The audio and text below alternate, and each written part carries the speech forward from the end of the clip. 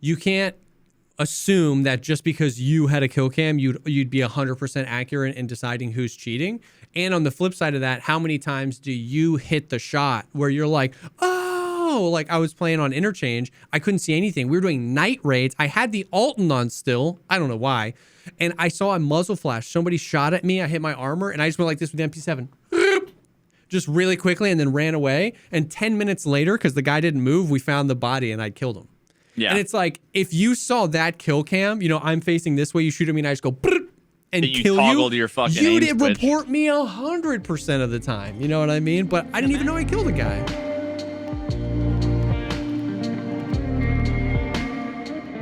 What's up, everybody? Welcome to the podcast, the show dedicated to talking about all the Pogcast things in life, like music content and video, like music content and video games. Whatever. I'm Jesse. I'm Jesse. You know me. I'm Veritas, and I'm so glad I don't do these because then I'd fuck them up. I looked at you, I took a breath, and I was like, don't laugh. And then as soon as I opened my mouth, I was just like, all I was saying was don't laugh, don't laugh. And then it was like, wait, what are the words? What are the words? Yeah, we need to put our intro on like Rap Genius or something, and then so that you can like look up the lyrics to our intro. That's so funny. Yeah. Yeah, people have been commenting that they have to watch my YouTube videos in like 0.75 speed because like I always do a very similar intro and then the exact same outro, and so I talk so fast. Dude, there was a day where I had to look at a bunch of clips. I think maybe it was when I was doing some of the AI, because there was a few clips I have of you with the AI that I put in the video, and I was watching something in slow motion one day. I think it was just to like see Peaker's Advantage or whatever, and then you know how Twitch always keeps like your clip settings? Yes. So all of a sudden it pulled up a Jesse clip, and I swear to God, the only thing what gets first place are the YouTube videos where it's like Donald Trump in slow motion where he sounds oh fucking wasted. Number 2 is Jesse's clips slow-mo. That shit's hilarious, dude. Bro. You sound so drunk. Because when I die, I get normally the clips that get sent to you when I die, I sound so defeated. So I'm already like talking slow, and then when you put it at 0.25 speed, I'm just like out of control. Yep. Did you ever see there was a YouTube channel way back in the day? They would take pop songs and they would slow them down 1,000%, and then it would like it like, you know how people upload like you know, a 9-hour video of like Rain or Fireplace, but it was like Justin Bieber's Baby, but it was like, you know, 9 hours, and it was like this amazing like ambient, like you could just like study or do it, but it was like super Taylor Swift, you know what I mean? It was there so was an funny. There was an episode of Radio Lab. I don't know if you ever listened to Radio Lab. I've heard of Radio Lab. It's one of the best. I mean, I honestly I haven't listened to it in like years, but I listened to it for years, and it was one of the best podcasts. When it was really fucking good. And they had an episode talking about that. It was a bunch of music stuff, and actually one of the things I talked about on stream last week sometime was this one song. This has nothing to do with Tarkov, but this is maybe one of those poggers things I'd recommend. Go listen to, there's an episode of Radio Lab. It looks like it's John Luther Adams might have been the title of the episode. Okay. Okay, yeah. There's a bunch of music stuff on this thing. It's from 2014. Holy fuck, that's a throwback, dude. I remember that like I listened to that when it came out. It's crazy that that's a throwback. Jesus Christ, yeah, dude. But they talk about this guy's song. It's called Become Ocean, and the song is like 45 minutes long. And it's just like strings and really ambient. It's a symphony. So it's just like strings and horns, and it's supposed to basically like give you the feeling of, imagine you're like sitting out in the ocean and there's just like these massive like dude, I'm telling you, it slowly builds up. The horns just come in, and you can't listen to it and not get fucking chills. Like I said, it's 40 minutes long, and it slowly gets it's the slowest crescendo ever, until finally it like almost gets exponential, and then like the fucking bass and tuba and everything comes in and just like That's so wah, sick. and then it like washes over you like a fucking wave, and then goes back down to being really relaxed, and that happens like 4 or 5 times. Each time it has like a different It's, oh my I want to just God. like grab some headphones and go sit on the beach and just like listen to that. Dude, I did like immersive Tarkov. I did like a 40-minute raid with the Oh whole my song being like that. God. And I was just like walking around, like free looking up at the That's so stars. And sick. oh, Bro, dude. I've been thinking a lot about like music recently, and just like how how crazy it is that you can just like push somebody into a specific emotional state. Like, you know what I mean? Like you can really, really make people feel things. And then I've been thinking about that a lot in the context of like movies and TV shows. I was gonna say scoring. Ever since I watched Every Frame of Paintings, the Marvel Symphonic Universe video, I think about that a lot. And like, I don't know if you Dude, that movie changed the way I look at everything now. Yeah, 100%. That YouTube video. That YouTube video, yeah. Did you okay, so you probably haven't seen it because we literally just talked about it last week, but like Ozark with Jason Bateman, it's like a Netflix show. There's the first part of the 4th season just came out, which is weird because it was like 7 episodes, which is kind of like a whole season. Anyway, I won't like spoil anything for anybody that's watching it or if you watch it, but like in the 3rd season, a new character gets introduced, and then that new character like gets assimilated in and has a very specific, very important like line that pushes the plot of the show forward in the 3rd season. And there's a very specific, what's crazy about it is it's not complex. It's very subtle. Is it a theme? Yes, it's very subtle, very subdued, but very emotional. I as a musician would always know when this theme came on, when something was happening, and it was very emotional, and this character's storyline was very emotional. Well, in the 4th, so that season was like 18 months ago or something like that. And in this season, like 6 episodes into the first part of this new season, they talk about that character, and for like 10 seconds, that music comes back on, and I literally like gasped sitting on my couch alone at 1 a.m. because I'd forgotten. And as soon as the music came in, I remembered so much about that character and that character's story and what happened and what made me so sad and why I like thought about that music for like 10 days after. And then it never happened again throughout the rest of the season. It was just these 10 seconds where they brought it back when they were talking about him. And I was just like, wrecked by it. It's so good. I love music so much. It's the same thing. Like there's like certain scents that remind me of, like there's a couple particular scents of like a mixture of this one kind of air freshener and then like mothballs. It's my grandmother's house. It's my grandma. Whenever I smell, if I'm in like Christmas tree shop or something, it just smells, and I'm like, that's my grandmother's house. I'm like a kid. I'm sure it has something to do with like, it activates some cluster of intertwined neurons that's like really hits hard, whatever. And music, smell, all that stuff will absolutely do that. It's so good. And I just love when people do it right. You know what I mean? Like I was saying, it wasn't a complex piece. It was just, I don't know. I love it. So music, dude, stuff like that. Like I would totally watch that or listen to that song just like out on the beach and just let it take me away.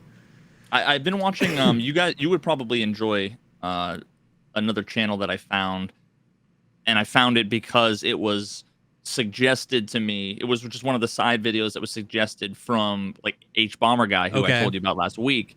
And actually it's so funny how this all fucking works. The video that I clicked on and the recommended was called Line Goes Up, The Problem with NFTs. From a channel called Folding Ideas. And he literally talks for 2 hours and 18 minutes just all about crypto and NFTs in a way that was like,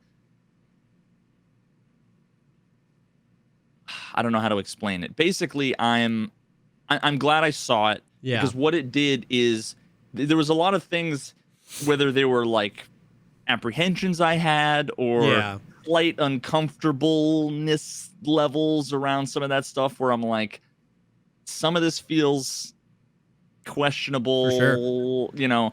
And he explained all of that really, really, really fucking well. That's cool. It's worth watching. But anyway, I remember I just started watching more and more of his videos, and then halfway through, he has a quote where it's like a snippet from a video, and all of a sudden I hear H Bomber Guy's voice. I was like, what the fuck? And I had to like rewind it. I'm like, why is this? And he doesn't say anything about H Bomber Guy. It's just like he's talking and he's using some B-roll, you know, that's like a relevant quote or whatever. And I'm like, what the fuck? And then like I watched 2 more videos, and then he says like, oh yeah, my colleague and good friend H Bomber Guy. And I was like, dude, all these things are connected that I like internet. didn't realize. But yeah, check out Folding Ideas, because he has a bunch of, I mean, he talks about NFTs and whatever in that video, but he also has like his popular uploads, The Art of Editing and Suicide Squad. A few other ones where he talks about some other movies. Like he does one on ludonarrative dissonance. He does one on, there's one called like The Snowman, basically just talking about like why it's similar to Every Frame of Painting, where he does some like kind of criticism about about the editing. But then also like stuck in between, there's In Search of a Flat Earth.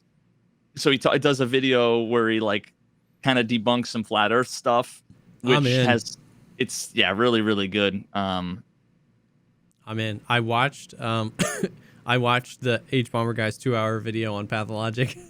Oh yeah? I did, yeah. It was so good. And it made you like want to play it, but then like there's no way you're gonna play it. Like no way. I'm so glad I saw the video and got to experience it. It's almost like when you see a movie and someone's like, you know, these books are so amazing, and you see the movie and you're like, the movie was amazing. And you're like, I feel like I can skip the books. Yeah, I'm glad I saw the movie. Like I get it. 100%. Even though like the real experience would be reading the books, the real experience would be playing through the game. That game, yeah. but fuck that. But no way. But I wouldn't have ever been in the right frame of mind to experience it the way it was meant to be experienced if I played it.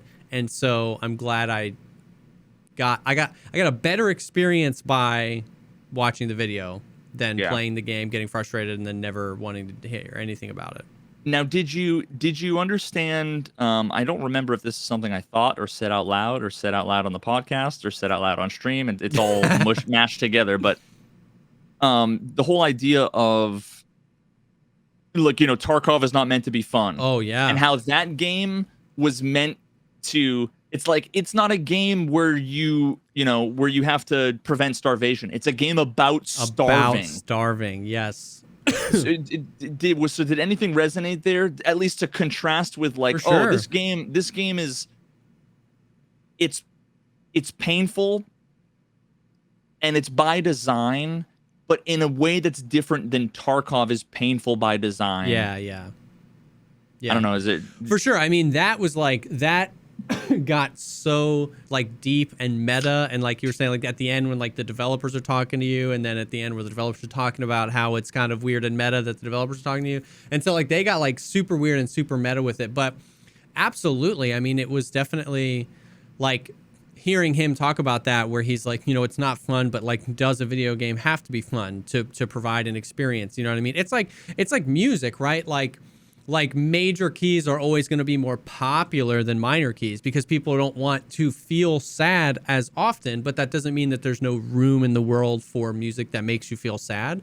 It's like that's now, you know, that's Pathologic. Pathologic will never even reach the success probably that Tarkov is, because it's even, like you said, it's even more extreme. It's even more about specifically suffering, but that doesn't mean that there's not a place for it. And yeah, it reminded me a lot, or at least that section where he was talking about that reminded me a lot of your first video, the Tarkov is not meant to be fun, and like how you contrasted that with like experiences in your own life, some of the things that you'd never look back and say were fun, but like shaped who you were as a person.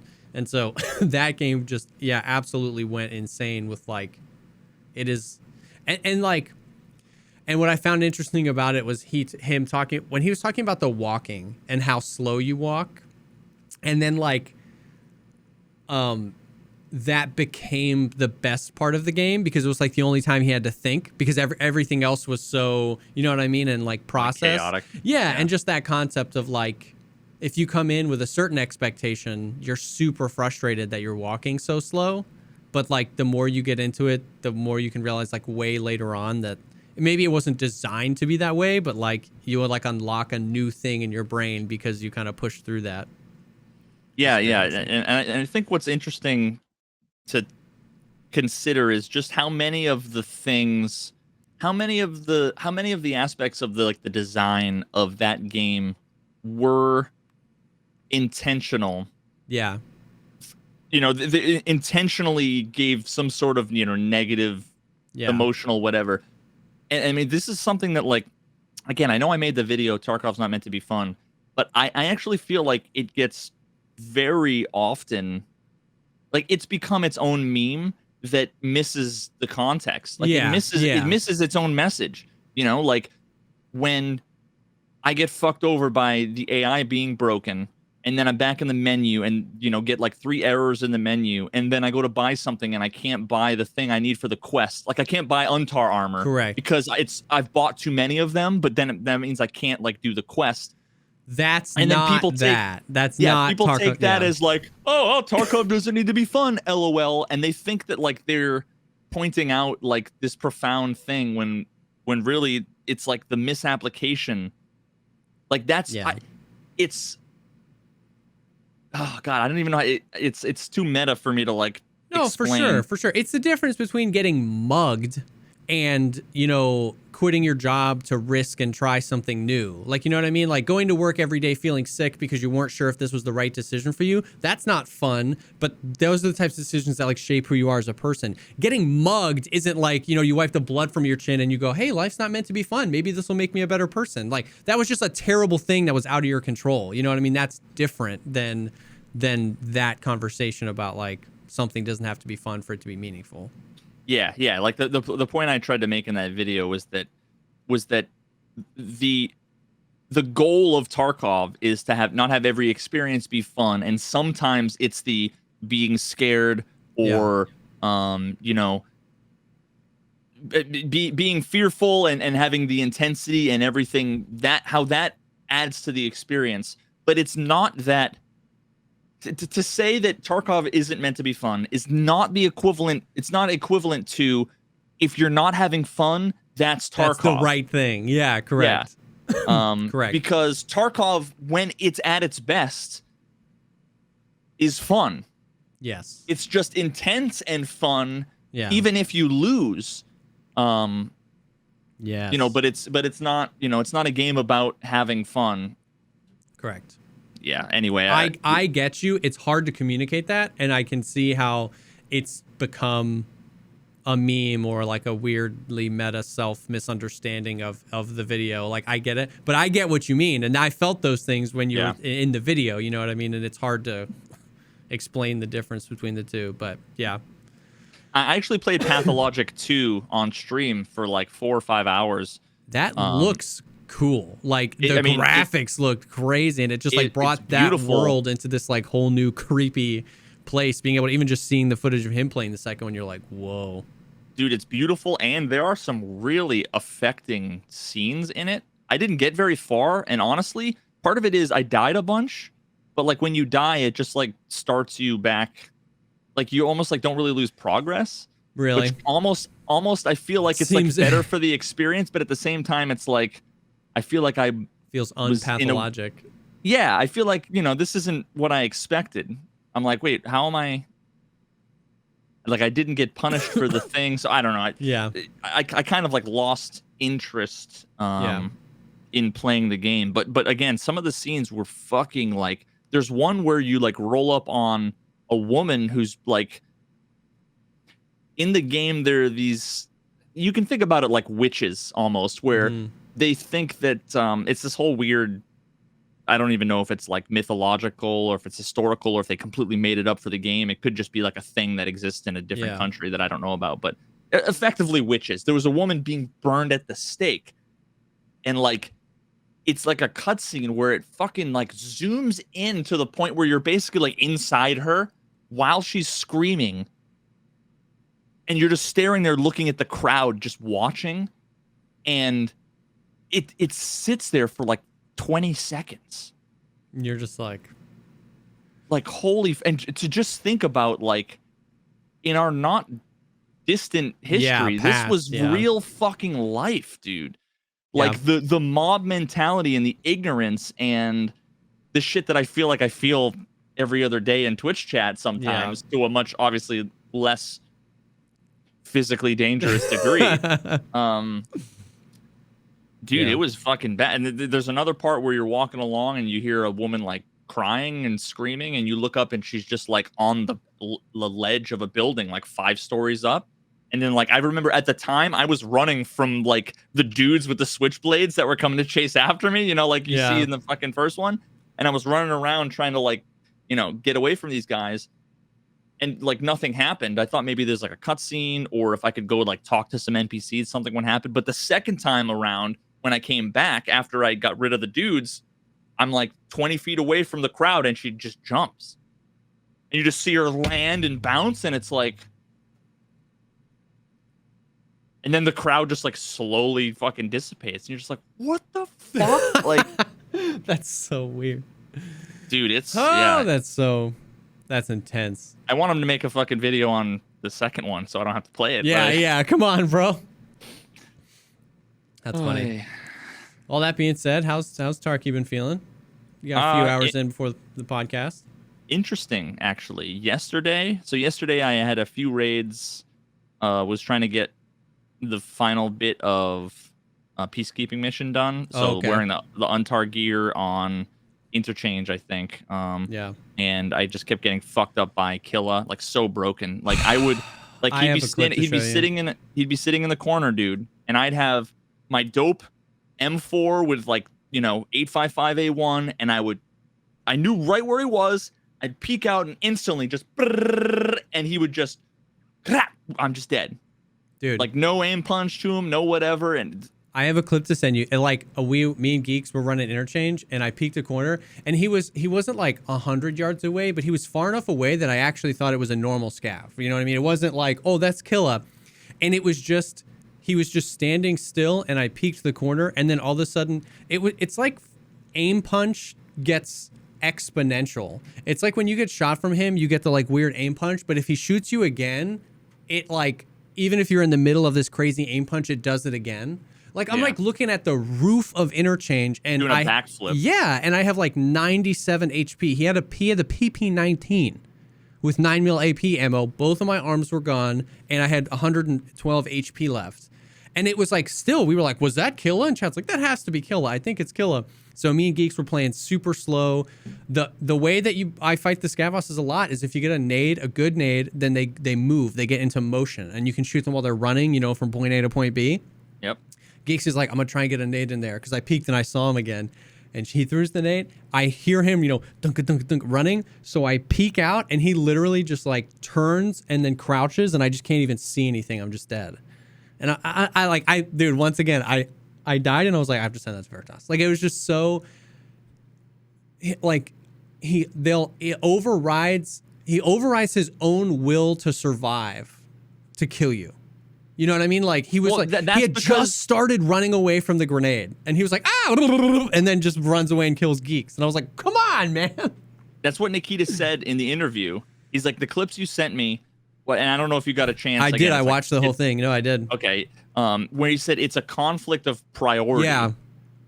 Because what happened was you threw the grenade, so instantly he says, I need to run from the grenade. He's running from the grenade, and then all of a sudden he sees you and goes, I need to kill this guy. Yeah. At least before, he used to, like, I'm running from a grenade, and then know everything else it was like he was blind to. So he would just be running to, like, whatever the nearest cover was, which always seemed, like, random, because sometimes they would just run towards the grenade. You know, it's almost like you see a grenade, pick the random node in, like, your navigation mesh that's the closest and run towards it, and, you know, and it was uninterruptible. But now it's like, everything they do is interrupted by, oh, I see a guy, let me fucking shoot him in the head. Even if he would have died to that nade after. Like, you know what I mean? It's just like kill, kill, kill. Dude, the clip in your video so this past week I went and I watched the whole AI video and then the interview. So like I finally got caught up on both. And the clip in the original video where you shoot the scav on interchange and he just sprints toward you. You shoot him once and you're like, what are you doing? What are you doing? And then you shoot him in the head again. I was like, oh my God, dude. Like, there's just no words. There's no hardcore tactical simulator. There's no ground breaking AI. It's like, what are you doing? Like the cover he had selected was behind you. So he was gonna go get it. He was running to like where I was holding the angle on the shelf. He was like, I'm gonna go there for cover. Yeah, 100%. That reminded me of the clip when everybody was like, leg meta from scavs isn't a thing, and you stood behind the concrete pillar up to your chest, and there were 3 scavs on the other end customs, and you just stood there for like 5 minutes, and they were like, and you took no damage. I was just like, what do you even say to that? It was just, what do you even say to that clip? But yeah, Killa is, it's crazy. I haven't been able to kill him once this wipe, not once. The only one I killed him for a quest with an impact nade. Yeah, maybe I should do that because every time I've been telling people it fluctuates, right? At one point, Killa was the easiest scav boss, almost bar none. Right? If you as long as you hit him with a bullet, exactly, that was like if you were tickling him, he was completely incapacitated. And now it's the complete opposite. Like his AI seems the craziest. Like Sanitar's AI is not good. You know, but that issue isn't there, like that prioritization thing. Like if you throw a grenade, my man has picked a place he wants to run and he will just run. You can just like and just hit him every time and he will not stop running and eventually he'll fall over dead. That's how I kill Sanitar. So like now Killa is not stun lockable. His AI is all messed up and he spawns everywhere. And he also doesn't telegraph his location. No. He just stands there perfectly like a statue. Yes. And just wait. And so like now so many people are hung up on that quest to kill him because it's like I can't find him, and when I find him, it's just instant death. So I'm like, bro, get an impact nade and just run around on factor or on interchange with that thing and just lob it at him. Like it's the only way. Yeah, I sent the clip to Nikita yesterday because I was just pissed off, and I'm like, how do we even play around that question mark? And it was like 10 minutes later, I could see the message was read and he didn't respond. Kind of wanted to be like, I'm actually like, I'm genuinely curious to know, like, I don't know, dude. I can send you another one to send him. But yeah, so interchange is rough with kill him. But anyway, I finished the peacekeeping mission, and then I went shoreline to try to do. Oh no! Then I did. I was on Shooterborn in Heaven. Oh, okay. So when I started yesterday, I had 1 on customs, 1 on shoreline. The 1 on customs I got on the first raid of the white. That's crazy. I spawned like over by the trains, by the like the bridge on customs where there's the trains, little hut there. Oh, yep. And I like instantly just ran over to the edge of the bridge, watching the like, land bridge, and I saw a dude running, and I just was like with a fucking red dot on an RPK, just pop. That's amazing, dude. But yeah, so I was doing Shooterborn in Heaven. It took me about 5 hours of customs to get the other 2. Customs is hard. Both times, Shooterborn in Heaven was done either from like land bridge over to the actual bridge or on like across from Big Red, like lying down on top of the fucking newspaper stand roof. Yep. Just waiting for somebody, because that's the best one because they're running at you. It's so much easier to hit somebody when they're coming at you than when they're going laterally. Exactly. So yeah, that's where I got all 3 of them basically was there. Shooterborn in Heaven on customs isn't necessarily hard. It's just boring because there's like 2 spots. And so if you want to get it done quick, you just wait for somebody to run. You know what I mean? You just wait the whole raid. If you want to do it natural, it's a lot harder because I don't wait. I just do it in the first 1 minute of the raid. If you spawn there, then you just like, lay prone and wait. Yeah. Because there's going to be at least 4 people or whatever. They're going to be crossing. And if you're on the bridge, then you'll hear them coming behind you if they're going down, whatever. Or everybody else is going to be crossing the land bridge. And then usually there's just a good 30, 40 meters of just like no cover where they're going to like zigzag. Yep. But yeah, so I did that, and there was some ups and downs there, but then I went shoreline, and for the next like 6 hours I played shoreline and I didn't die. Dude, I won 10 raids in a row. that's Played shoreline, and I was killing like duos and trios and solo players, but it was more slow and yeah. and then today, so I managed to actually, I didn't get any on shoreline yesterday. Today I got one on shoreline, and then that's what I've just been trying to do, is get the last one. Yeah. But yeah, I had one of the slickest 1v3s, dude. It was just like, oh my god. I heard people all the way down. I was on the west wing, like first floor, and I could hear people second floor. Yeah. And on the third floor, there's like the barricades. There's just like shelves and shit all pushed over there was a dude like lying prone sideways on top of the thing, like towards the middle of the resort. Okay. And I was all the way at the end by the window, and I like kept popping them and popping them and popping them. And I was using, I think I had like 856A1, 855A1, and I hit him like 3 or 4 times in the head, a few times in the body, like nothing. So I was like, fuck. So then I went down to the second floor, because I could see he was on the third floor. Yep. And they were still throwing grenades and shit on the third floor. I'm like, oh, they didn't see me like fall back or anything. Yeah. So then I ran underneath, like jumped over the little barbed wire thing, looked up through the hole, like killed one dude, and then I could hear 2 other sets of footsteps. I'm like, oh fuck. Yep. I went up the stairs, and then there was another guy who heard me coming up the stairs. I pre-fired him, I killed him, and then I went like into the room and reloaded, and then like came across. It was just like super smooth. Instantly died. Everything went like perfectly, and it turns out the first guy had whatever that fucking helmet is with like the neck brace. Oh yeah, I don't know what that's called, but I know exactly which one. Yeah, Looks like the like explosives disposal. Yep. The hurt locker kind of shit. Yeah, 100%.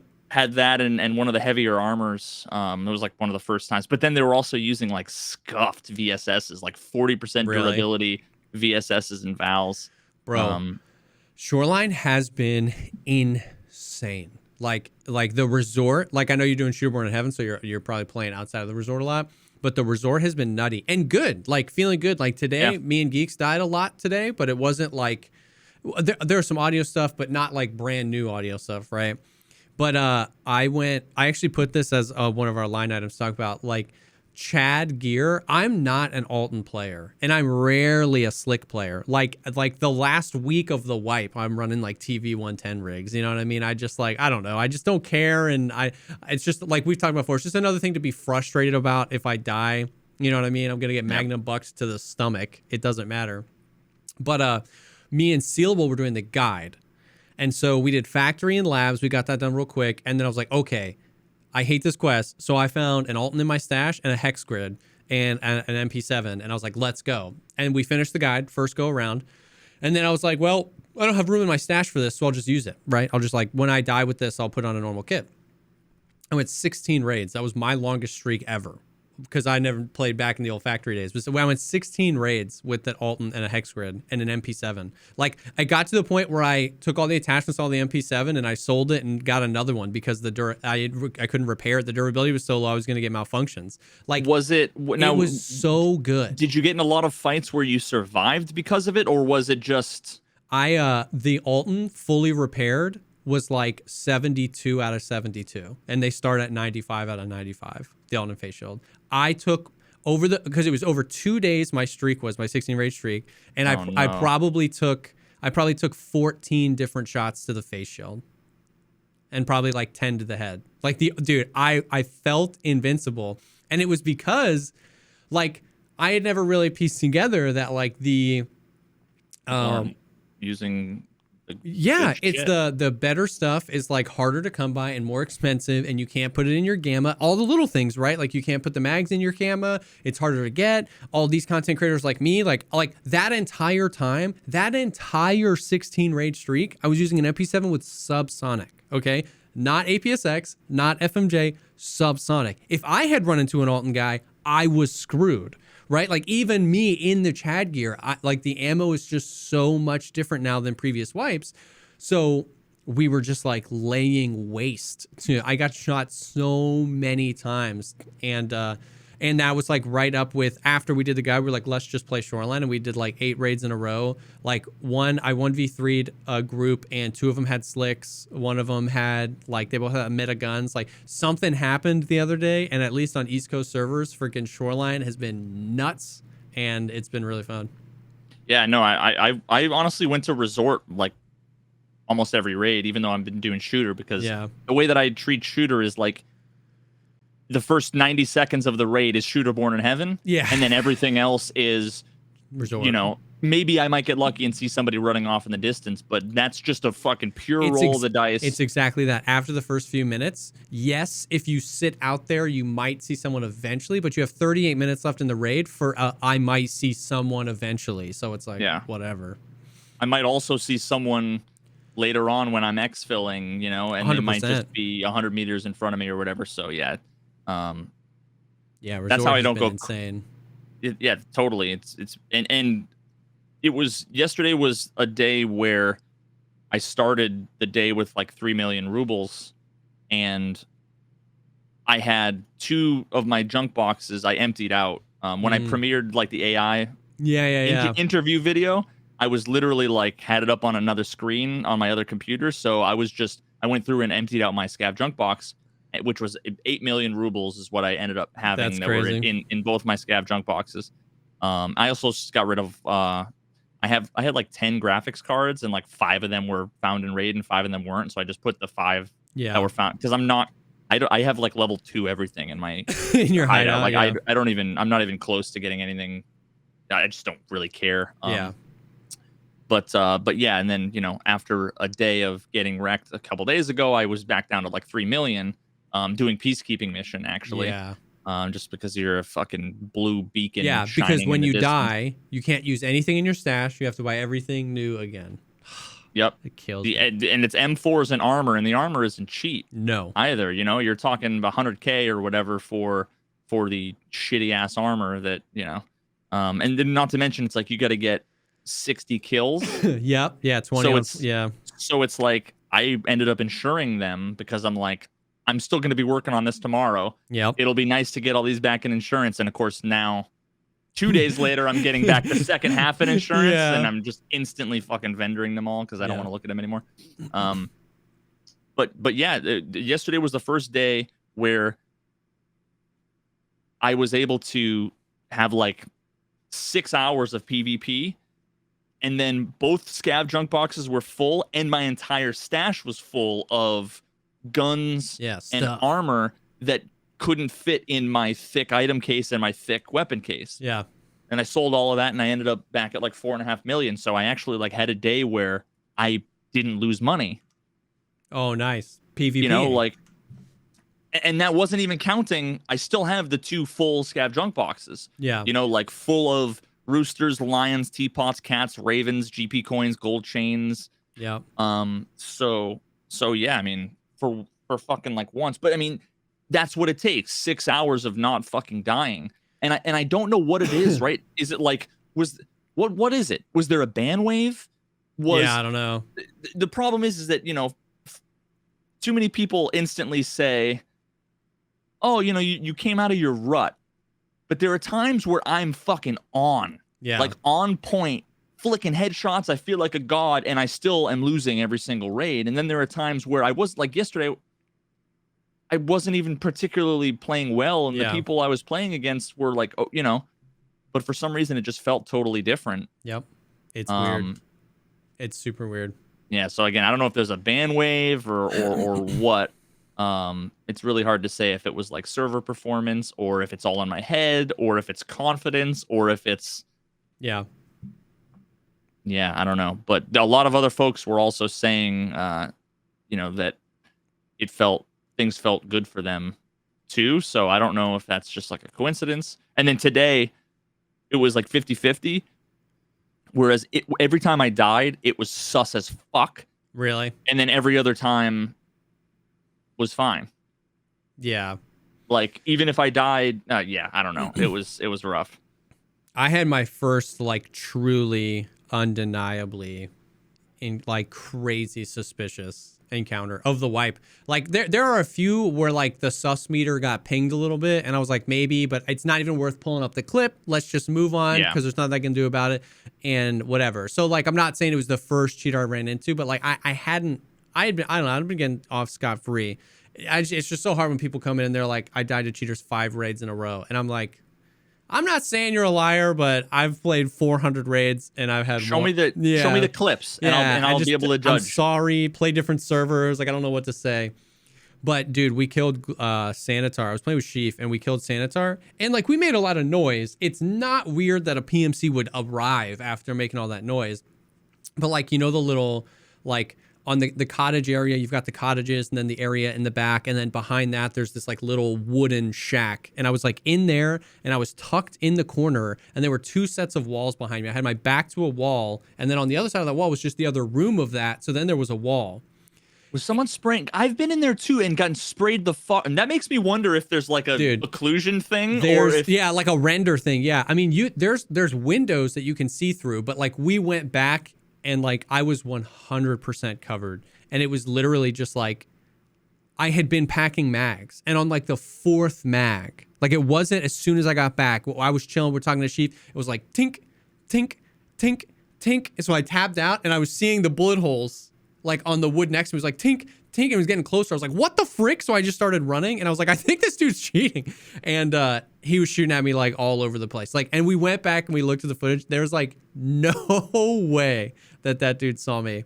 But he let me run. I didn't touch Sanitar or the guards. I had just killed him. I was packing mags, and I just SJ6'd and I ran away, and I kept putting the mountain in between me and where I thought he was. And I think he was just shitty aim, like he had like a wall hack or I radar think he could or see something? me. Yeah, I think he could see me, and he didn't have whatever would shoot through the walls, and didn't care to kill me because he probably saw all the loot. You know what I mean? That was sitting on the floor, and he was like, all right, whatever.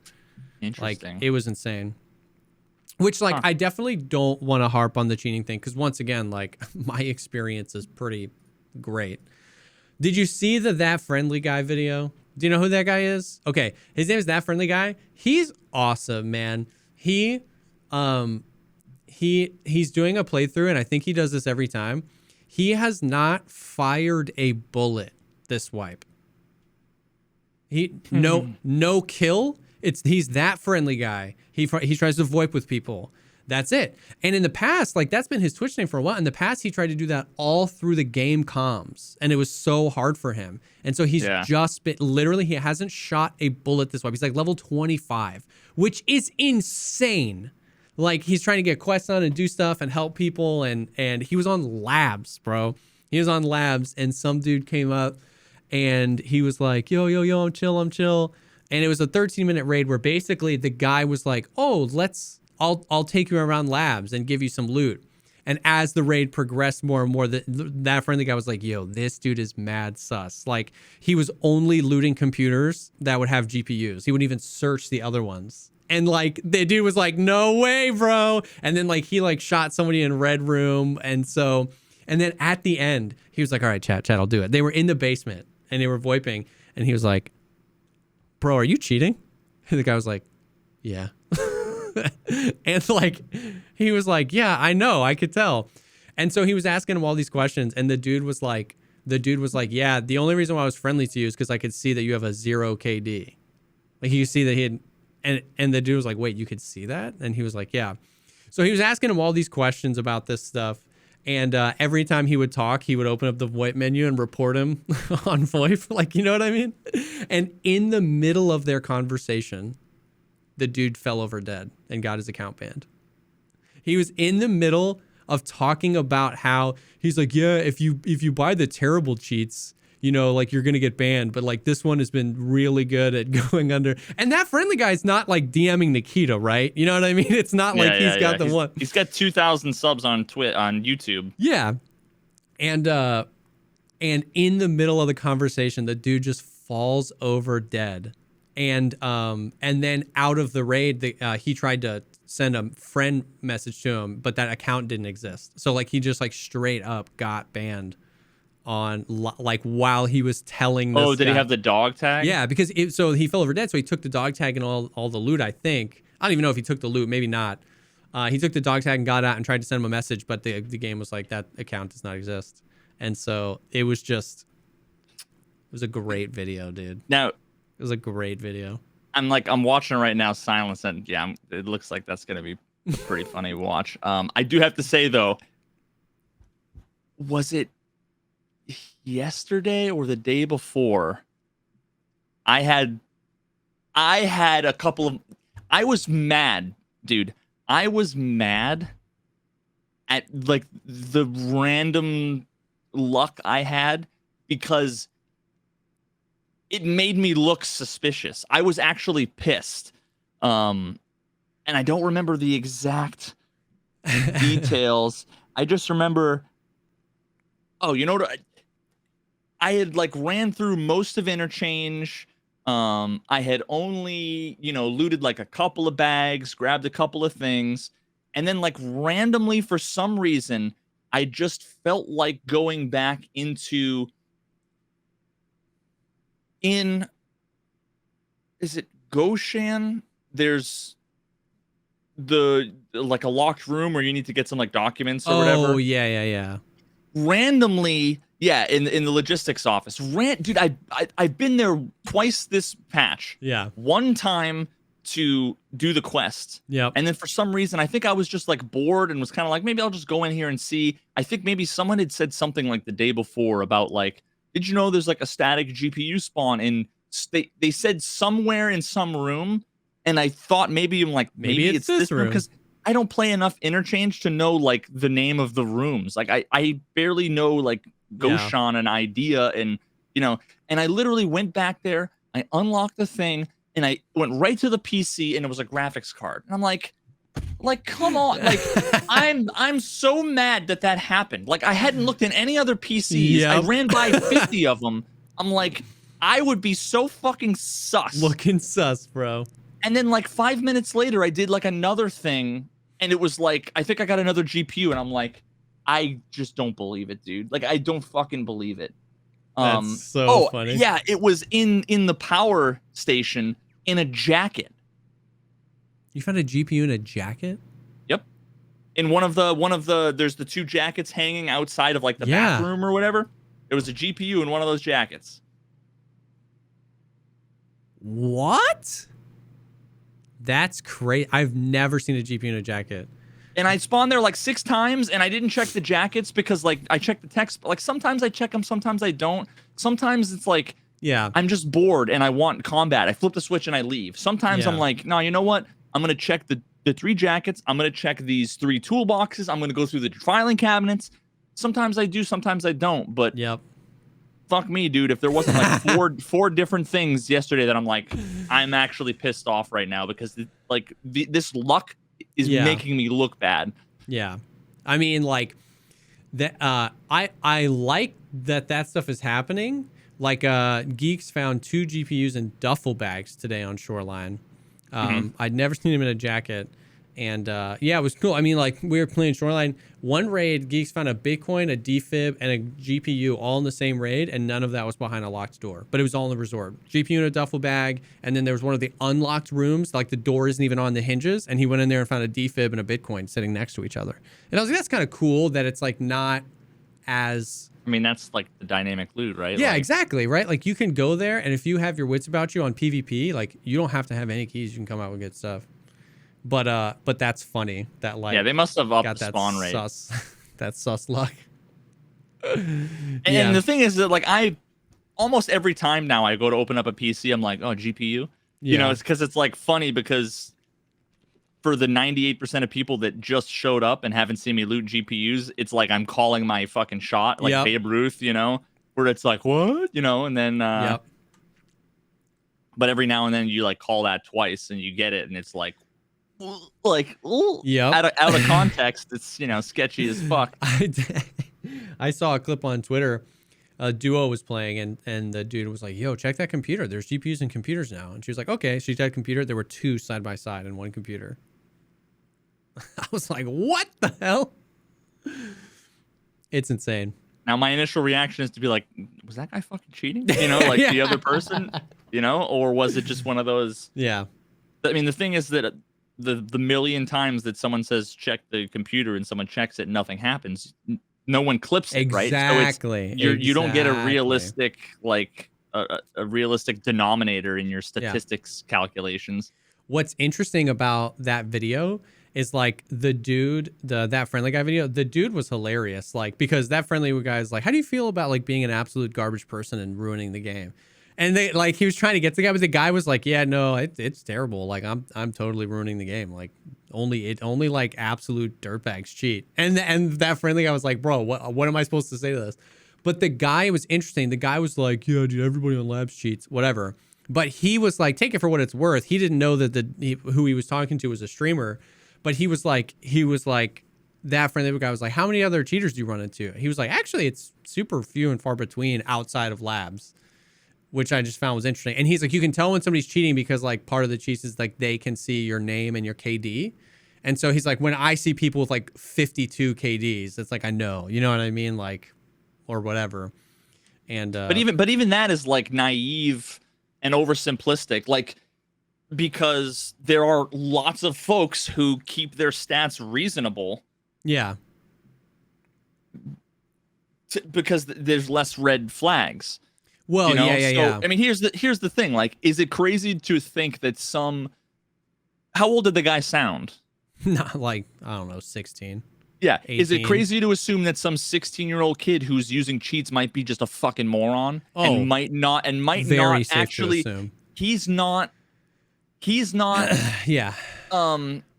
qualified to determine if someone's cheating based on their stats, unless there's a thing that says this is user number 97 of cheats.com or whatever. Unless it has like a calling card. Yeah. It's a yes and no. You know what I mean? Like, I don't know what the cheats are or what information they have access to. So I'd imagine that with enough of that access over a long enough period of time, you'd see patterns just like we see patterns. But on the flip side of that coin is exactly, I don't believe really his context, right? Like, you know what I mean? I don't know. It's the same thing when we talked about this on stream yesterday, like with the whole kill cam thing, like ignoring the fact that it would be cool for content to have like a replay system, or that it would be cool to learn, 2 hours after the raid was over to be able to watch and learn about, whatever. But when it comes to like the fact that people think that they could watch someone's behavior and be able to determine either based on their behavior or based on someone's stats. Someone's like, oh, can't they just see like this guy's got, 50 GPUs for sale in the flea market. Like, why don't they just ban that guy? And it's like, it's not that. I mean, simple. I have 10 GPUs and I never play interchange. Don't know where the spawns are. And like all it would take is somebody to farm 5 times more than me, which is probably every fucking player who farms interchange. Yeah. Last wife, Sheaf, he was putting up all his graphics cards, and it was a moment he realized there was a limit on how many items you could put up of one thing. He had like 212 graphics cards to put up, and it would only let him put up 150 at a time. And I know for a fact he does not cheat. He just farms interchange for months. And so it's not that simple. It's not that simple. And to your point exactly, like the whole point of a lot of the cheats are developed to make it look like you're not cheating. You know what I mean? So it's like, exactly, you can't realistically, you can't assume that just because you had a kill cam, you'd be 100% accurate in deciding who's cheating. And on the flip side of that, how many times do you hit the shot where you're like, oh, like I was playing on interchange, I couldn't see anything. We were doing night raids. I had the Alton on still. I don't know why. And I saw a muzzle flash. Somebody shot at me. I hit my armor, and I just went like this with the MP7. Just really quickly, and then ran away. And 10 minutes later, because the guy didn't move, we found the body, and I killed him. Yeah. And it's like, if you saw that kill cam, I'm facing this way, you shoot at me, and I just go and kill you. Your fucking you'd report me 100% of the time. You know what I mean? But imagine there's a human being. See, that's the other thing, is that people are like, why don't they just have an Overwatch system like CS:GO? And it all comes down to the fact that I do not trust any human being on planet Earth. Not me, not Nikita, not the fucking CEO of BattleEye, nobody. I do not trust any human being to be able to eyeball it. Without with a 0% chance of ever false flagging somebody without a reasonable doubt, to be able to say whether or not someone was cheating just based on either looking at their stats or looking at their, like, it's some in-game performance.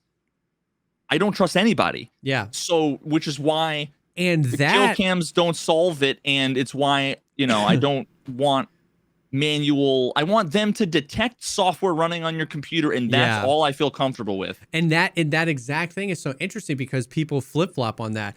When Anton or Hyperrad get false banned, the community goes unacceptable. But then when nobody's getting, when nobody huge is getting false banned, people are like, why don't we put it in the hands of people? You know what I mean? Why don't we let a few people eyeball it? And it's like, you're telling me that you want, a zero tolerance, and then you want to give Joe a monitor and be like, ban this guy if you think he's cheating? Like, I don't think that's to take away his $150 and like to basically steal $150 from somebody and prevent them from being able to basically ever play the game again. I do not trust any human beings to be able to make that determination. Yeah. And see, the thing is that all you have to do is point to the blatant, like, I've got clips from videos that I've done where I've talked about cheating, where I have clips from when I played Call of Duty. I forget which one it was now. World War II or whatever. Way back in the day when I made videos and I put them up on Facebook for my friends to watch, and I had like godly flicks and and I play free for all, and free for all is first to 30 kills.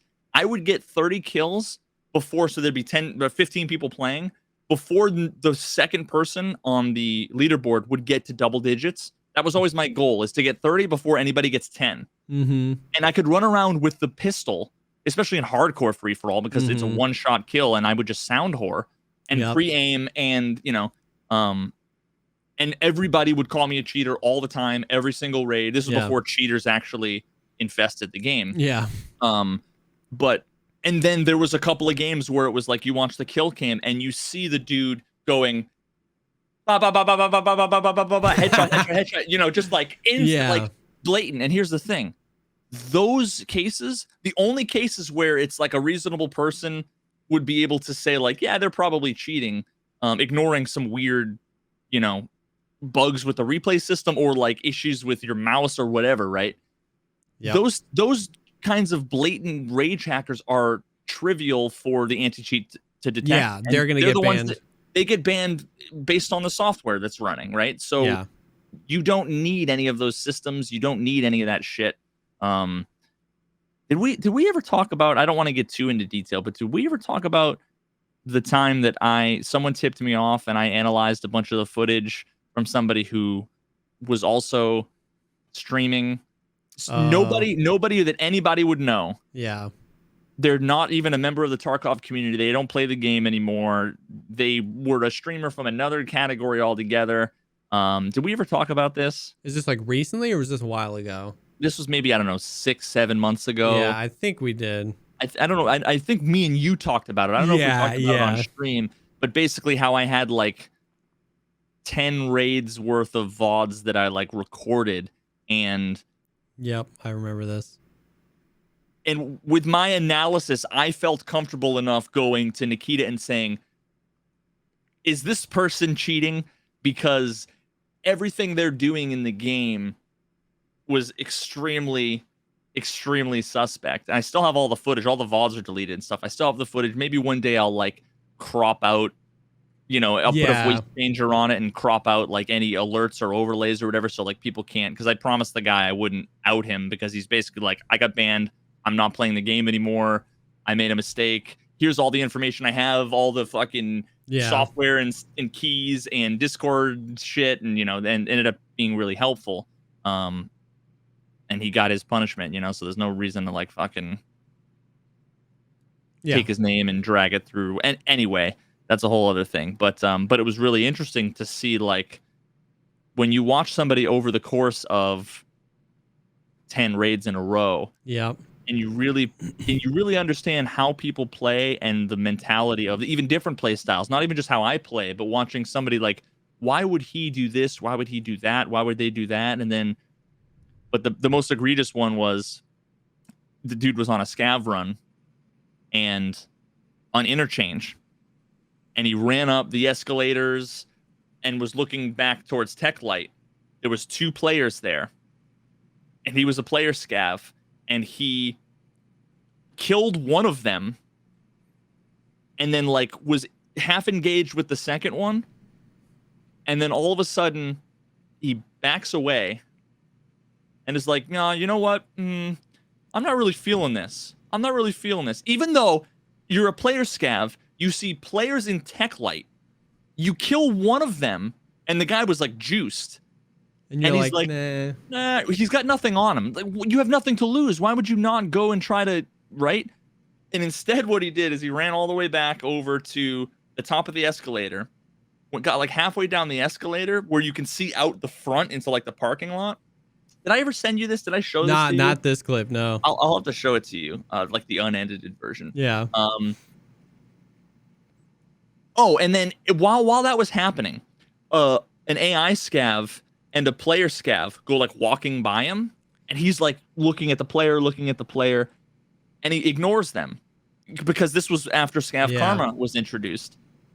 Okay, so he engages, goes all the way back down the escalator, and then he looks out all the way across, and he had like a Valde. I think he had like an SVD or something, all the way across to the far like the far wall, right? Like almost where the exfil is, where the joint exfil is, and he sees a scav running from left to right, and he starts shooting. He's like, "Oh, what's this guy running for? What's this guy running for?" And starts shooting. It's like, what do you mean? What's he running for? Like, why are you shooting? He's like, "Oh, this guy's sus. He's running for me." It's like, you just shot at him. Like, what the fuck? And he chases him down all the way. I mean, it's a far run from the fucking escalators in the middle of the mall all the way out to the like a railway exfil. He chased him all the way out there and then kills him. And then after he kills him and before he loots him, he's like, "I bet this guy's got a buddy." And it's like, you never saw anyone in the last 15 minutes. You never saw anybody. And instead he turns around, starts looking back, and all of a sudden you see another scav start running. And it's like, what? That's insane. Yeah. 80 meters away. And he's like, "Oh, I think there might be somebody." And then after he kills that guy, and by the way, this player was dog shit. Terrible aim. Like at the game, Like just the movement was clunky. Their aim was terrible. It was embarrassing. He finally loots the player scav, and what does he find in the backpack? A fucking GPU. Yeah. And it was like, if he had nothing on him, then I would have just put it up to him being like a clueless, whatever. The fact that he had a GPU and his reaction was like, "Oh shit, I knew it." Like I knew he was acting sus. I'm like, give me a fucking break. And then, like that in and of itself is not enough to say anything other than like, Yeah. And that was the first raid I watched when I got like tipped off. Every raid after that was like shooting people when it was pitch black, and he's like prone without night vision through the grass. Oh, and yeah. And then he was sent me like, one of those clips and where it was like, "I think I got him." And you're like, you can't see anything. You couldn't. Nobody would even know that anybody was there. Yep. But yet he knew that there was somebody there and that he killed them. Yep. It was like, and then he looted him, and the dude had the fucking juice on him, right? He had like the NVGs and the sick, level 5 helmet and blah, blah, blah. And then it was like raid after raid after raid. You'd see him run by 50 duffel bags and then loot one duffel bag, and it had like a Bitcoin in it. And it was like, so again, you can't look at isolated cases. Yeah.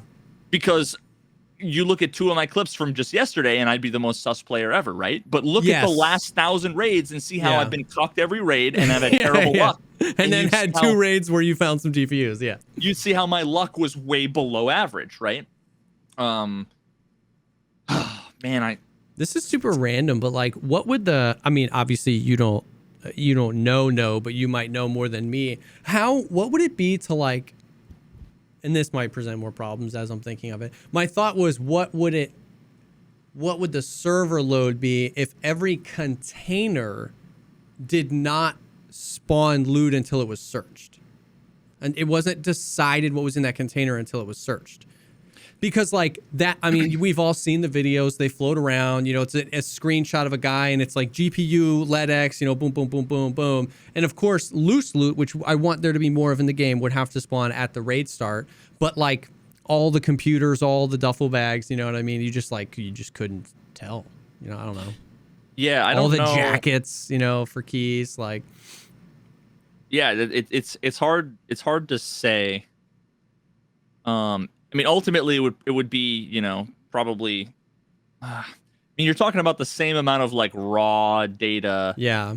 It's just it just so happens that it's all up front. It's all front loaded. Yeah. Which gives you obviously a performance benefit, but yeah. But yeah, no, that's. I mean, it obviously wouldn't be like a by and large solution because there's so much loose loot on the ground. That's why we have locked rooms, right? Because there's just a Bitcoin on the table behind it. So it wouldn't solve everything. But the more that they make the loot dynamic, the more that you can pull crazy keys out of jackets, crazy loot out of duffels, crazy loot out of computers. That's just a lot more of that stuff to take a look at.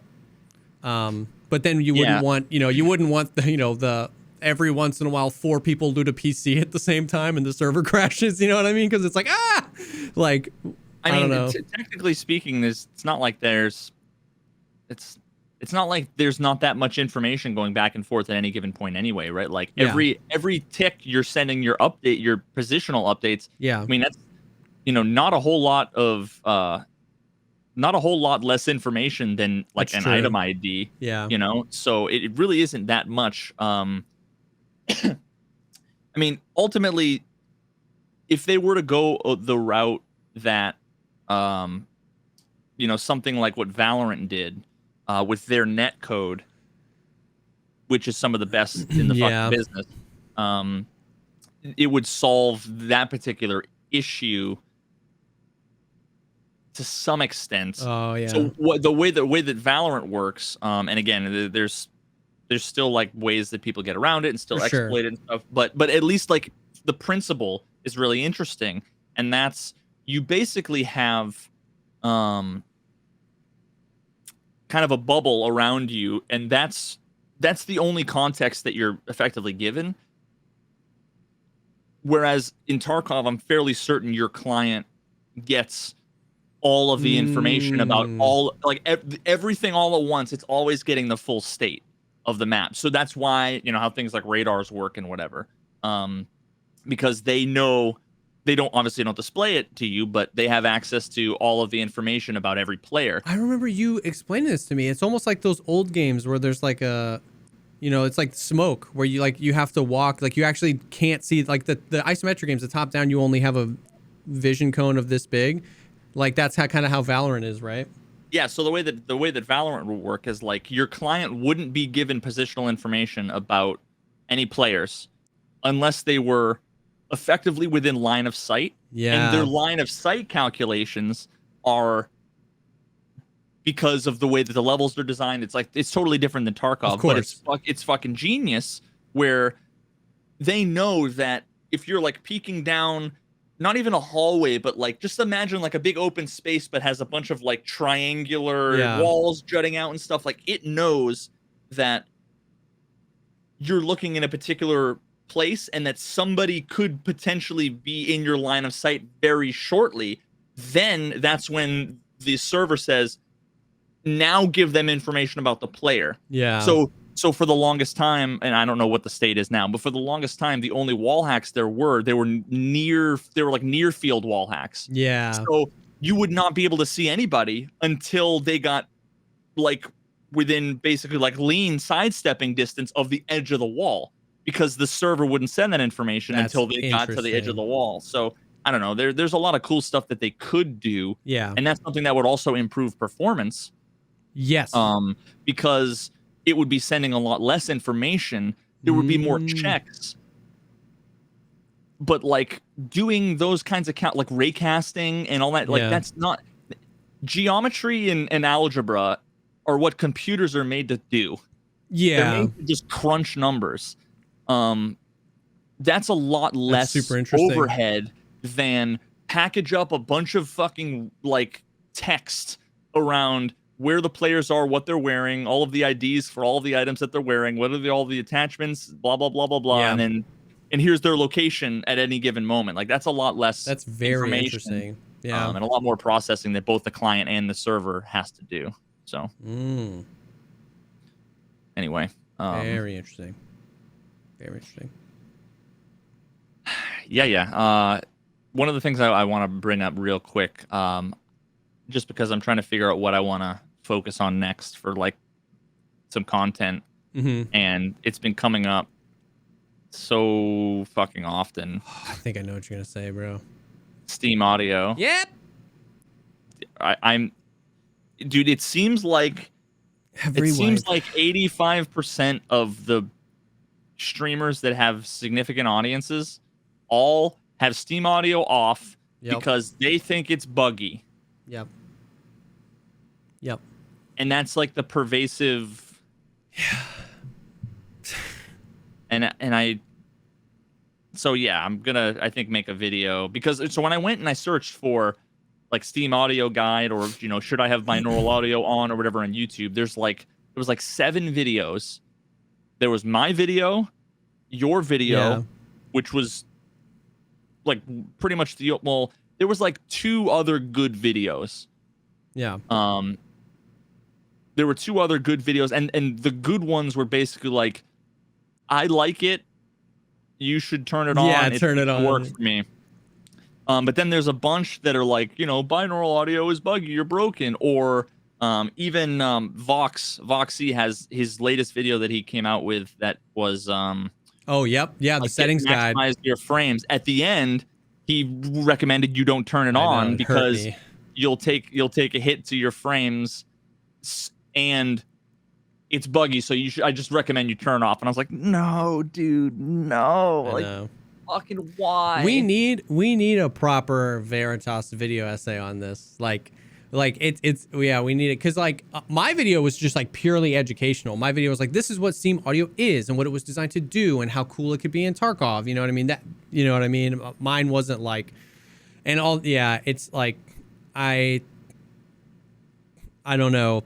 And like guys like Voxy, I respect the hell out of Voxy, and like I use his settings guides every time there's a new update and stuff changes. Like I get a lot of good information from his stuff. I just don't. There was like, I think, was it last wipe or the wipe before? There was like 2 weeks where Nikita was like, "Yo, we broke Steam Audio. Sorry, like we give us a few weeks." And I hated every second of it. I couldn't I felt the audio was so. I mean, I want to say objectively, but I don't know. Maybe it's subjective. It was just so bad. It was so much worse. So I just don't know. What's hard is that it's so vague on both sides. Like people are like, say like it's better, and then I'm like, what do you mean? And they're like, they'll say like my X went away, and I'm like, I've had binaural audio on every second I've been able to have it on, and I've never experienced that bug you're talking about. Like, so you say it went away, I say I've never had it. You know what I mean? Like, I don't know. So it's all just like, I am very open to changing my position, but I'm not gonna like. You don't need to change your position. There's nothing to change. No, I know, but I'm just saying like if you set out to like just you're like, okay, we went on factory with 5 people and we did these, we ran like this and then we ran like this and then we turned it off and we ran like this, and you could show, I'd be like, okay. But it just goes back to the cheater thing. It's like, what bug? Can you send me a clip? But it's just so hard. So I just shut it down. When people like I turn it off, I'm like, cool. I'm going to keep it on because I just don't. It's so hard to talk about with people, and there's so much misinformation, and it's complicated. It's not a simple thing. Audio is a very complicated thing, but I just, man. I don't know. I think I have amazing. And I've got like, just because I've been, doing this fucking shit for so long, especially with binaural, like before it came out, I did a video explaining what it was, how it works, how it interfaces with Tarkov. Like, not even how it works, but like how it works. Like talking about what head related transfer function is. Like getting into the details. And then I've also been through all of the eras where there's been issues, and it wasn't even 2 weeks, it was like 2 days where there was an update to, I forget if it was an update to Steam Audio or an update to Unity. Yeah. But that led to compatibility issues. So it's not even that Steam Audio was broken, it just wasn't even like on. I think it was. I think it was one of the Unity updates where it was just like not compatible. Yeah, so it wasn't broken. Yeah, that was a bad choice of words. But yeah. So, but yeah, and I just have like a pretty good picture for why people think all of the things that they do, and I'm gonna basically, use this as an opportunity to do what I do, which is like teach about Tarkov and also use it as an example for like fundamental critical thinking and skeptical, reasoning. Like it's a whole bunch of confirmation bias, or just mixtures of misunderstanding, like causation versus correlation and all of that stuff, right? Like they experience some issues during the fucking 2 days where everything was fucked. Yeah. And then everybody told them, oh, it's binaural audio. And then, the day that they decide to get back to their computer and fucking sign in and turn it off is the day that Battlestate fixes it. So then, like, remember all of the like you'd hear footsteps instantly behind you from like across the map as soon as that was that 2 day period. Everybody was like, oh, that's Steam Audio, even though I have clips where the same thing happened when people had it off. Yep. But the thing is that they turned it off and then they fixed it. And then people assumed, oh, I turned it off and they fixed it. And they fixed it, yep. So it must have been Steam Audio, and it must have been broken for the last year since then, too. And the only reason why is because they get reinforced because they see in a video like Voxy's video, or because like Landmark or whoever else is like whoever they consider like the god. Yep. Tells them what they have the setting on. Yep. Based on their anecdotal experience, just like there was a whole period of time when actually it was during that period, I think that, and I think it might've been Landmark that was basically saying every headset except for the GSSHs are bugged. Oh yeah. And for like months afterwards, everybody was talking about like, why are you using those, dude? They're bugged. Dude, it was like, that's so funny. I didn't even know what was happening. It just like randomly 1 month, every day, somebody was like, why are you using contacts? They're bugs. And I was like, I don't know what you're talking about. I use contacts all the time and I'm doing great. So I just don't even know. Yeah. And my understanding, and of course, like I can only try to, put together the evidence I have, but my understanding was it was this period of time where there were a couple of days where there were some serious audio issues. Yeah. That then, and it just so happened, that Tony was wearing one particular type of headphone or whatever. And then by the time he switched, it was fixed. Yeah. And, so there's a lot of roots in like superstition. Yeah. In that like, back in the day when we were fucking desperate hunter-gatherer farmers or whatever, and, you'd sing a song and then the next day the drought would end and the rains would come, and then people would start to assume like, oh, well, maybe if I fucking sing the song, it pleases like the gods and then it'll rain. So then you have people, that's how rain dances start, right? Yeah. Like, and it's the same thing with the fucking face shields being broken. It's the same thing. It's just a bunch of people who don't understand how it is that you determine a simple truth about something. Yeah. Right? Like, how it is that you determine the face shield bug or the contacts bug or the Steam Audio bug, or, and the number of people that are like, yeah, I don't use binaural audio because like the stairs are so fucked. And it's like, how I'm just slamming my head against the fucking my desk. Like, oh my God. Like, yeah. And the crazy thing is that they're playing and they still experience the fucked up vertical audio and the staircase audio. They just think it's worse if they turn on binaural audio. But it's almost like in order to, it's either conscious or not that they're ignoring those cases, like they're rationalizing an after the fact, like, oh, well, maybe I need to restart my PC, you know, or maybe it was just a one-off. That's a you know, memory leak or something. Yeah. But yeah, so I'm gonna, and I actually said earlier, I don't know, are you, I don't know what your plans are either tonight or some other time, but we should fucking just duo, and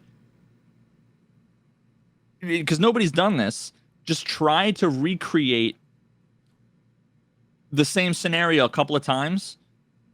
You got to flip on and off Steam Audio, then restart your game. Yeah. But just to be able to like do some quick testing For sure. and see, you know, how, because I basically already know like the outcome. Yeah. Again, I'm gonna do the testing because I don't 100% know. Yeah, but of course. I want to do the testing because I have this framework. It's basically a scientific theory where I have all the information, and so anytime anybody can ask me, okay, well then what would you predict given this scenario? What would you, and I can make predictions. Yeah. And I can back that all up with predicting beforehand what the result is going to be. Yeah. That once you do that, that just demonstrates the strength of your model and your understanding. Because I know how fucked Tarkov's audio is, and I know how Steam Audio works, so I know how these different things will interplay. And then once I can actually fucking do that, and part of me wants to make it a blind test too, like the contacts, like I've done before. Where maybe what I'll do is I'll try and gather a bunch of shit, and then while I'm working on the larger video essay, maybe I'll make a short, like 45-second thing I can throw on Twitter with a poll, and I can say, was A better or was B better? Because, and I know the outcome is going to be everybody that does it blind will instantly know that B is better than A or whatever. Yeah. That they were able to tell the footsteps were above them. Yeah. Even though vertical audio was fucked, because there's still plenty of places where even when vertical audio is fucked, binaural audio still gives you, I know that they're up in that direction. I don't know if they're on the second floor or on the third floor. Yeah. Or the but roof. I know they're up in that direction. Yeah. Where you just don't get that context from without Steam Audio. You get, I know it's not in this direction. I know it's in that direction. Yep. It's to my right, and it's muffled in a totally arbitrary way. Yeah. So I'm gonna assume that it was above me. Yep. And that works when there's one floor above you, but it doesn't work when there's 3 floors above you and a basement. Yep. You can't tell, which direction it is. Yep. So yeah. Dude, yeah, I'm down. I am gaming with someone tonight, but like I'm free anytime if we want to get some testing done. Like I'm totally down. Because it's been so long, and like certain content with Tarkov needs to be redone. Like we need this video, we need to do this testing, and that's a whole thing where it's like you can make those predictions, but like the thing about you is that like you're like, okay, let's do it. Show the receipts. You know what I mean? So many people, it's the cheater thing or the whatever. It's like, I have this. And it's like, well, all right, well then show me the clip. And it's like, I won't go it's like, let's do it. Let's do the testing. I'm pretty confident what's going to happen. But like, it's because every wipe this happens, like, you know what I mean? We go through a period of the wipe where somebody says something and then it like propagates through the community. And then there's a lot of misinformation on like you said, a big streamer might start to play the game and they have like a Sherpa, like one of their like IRL friends that plays the game a lot, but not like a crazy amount. And they may have heard that it's bugged. And so they're like, yo, don't turn it on. So then on this stream with 28,000 people watching, this authority on gaming, who's it's actually 7th time playing Tarkov, goes, yeah, I don't have binaural audio on because it's bugged. And then it's just like, it goes insane. And so we have that every wipe, and then we have new content creators playing the game, and then we have like that thing that happened was a very the thing where the incompatibility issue, like that was a nest, a well of misinformation, like that, like cracked the whole framework of reality around Steam Audio because everybody was having their own opinion about what was happening, and then more information. It and then undid all of the work fixed. we did. Yeah, and then it was fixed, but then some of that stays around. Like, it's been enough time. We need some just like, freaking, here it is. Here's the video. You know what I mean? So yeah, it's pretty crazy.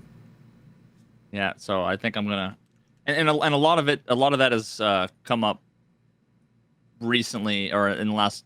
It came up earlier today. Some more, just because One Peg came out with a video about compression. Oh yeah. Which was like a perfectly fine video. My major takeaway from it, because a lot of people were asking me, was that, I mean, first of all, the title was like, "Is using a compressor cheating?" Like, Yeah. I'll say I don't think so at all. And honestly, don't even feel like it's even worth fucking defending. Yeah. It's, I don't know, if enough people think it's controversial, then maybe I'll get into it, but it just seems silly. So I won't bother. But the only point that I think was, there were two things like worth mentioning there, and the first is having a compressor, in post, basically. When I say post, Yeah. I mean like after the game, whether it's before your headphones or before the stream or whatever. Yeah. It's good to prevent like hearing loss if you're like have to turn your volume up so loud that it's going to get loud enough that it's going to damage your ears. Like, sure, I don't play that loud, so I just don't need the compressor. But the point that I think he didn't make, that I think is the most significant point on the topic, is the fact that he did mention headphones, like Sordens and everything, and how those are basically like compressor and EQ. Like, that's what they are in game. The parameters on the items, if you like look at the JSON, it's like attack, decay, gain. Like, they're literally the dials that I have a compressor pedal, like for my guitar. Yep. It's literally what they are. But the difference, though, there's a huge difference between a compressor in post and the headphones in the game, and that's the compressor in post is acting on the mix. Mm-hmm.